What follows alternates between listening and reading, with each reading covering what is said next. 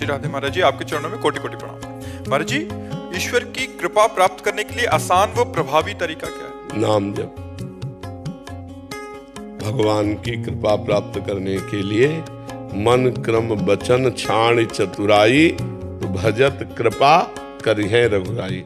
मन और वचन और कर्म से छल कपट छोड़कर यदि भगवान का नाम जप किया जाए तो बहुत जल्दी कृपा हो जाएगी। अच्छा, नाम जप में पैसा भी नहीं लगता, हम 1 रुपए की बात नहीं इसमें नाम जप में करते।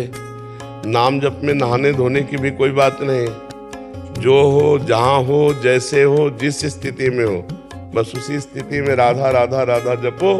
इसमें कोई पैसा नहीं, इससे सहज कोई कार्य है, कोई पैसा नहीं लगता, कोई मेहनत नहीं लगती, कोई जान नहीं पाएगा। अब अंदर अंदर हम राधा राधा जप रहे, कौन जान पाएगा?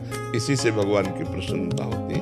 मन वचन कर्म से चतुरता का त्याग करके, छल कपट का त्याग करके यदि हम भगवान का भजन करते हैं तो भगवान हम पर कृपा कर देते हैं। भजत कृपा करिहे रघुराई जी। गृहस्थ में भी कभी भी हम नाम जप कर सकते हैं किसी भी परिस्थिति? भाई देखो, गृहस्थ विरक्त हमारे जीने का तरीका है, ये हमारे जीने का तरीका। हम कोई गृहस्थ विरक्त थोड़ी हैं, हम तो भगवान के अंश हैं।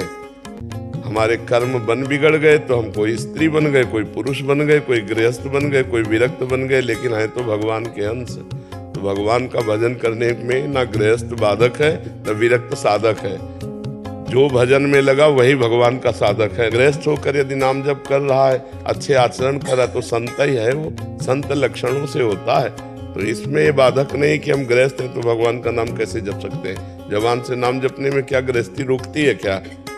क्या गोपी जन गृहस्थ नहीं थी क्या? और उनसे बड़ा सन्यासी कौन था जो श्री कृष्ण के प्रेम में हर समय मतवाली होकर के घर को लीप रही हैं, धान कूट रही हैं, गाय दूह रही हैं, दही मत रही हैं, भगवान श्री कृष्ण के भाव में तन्मय।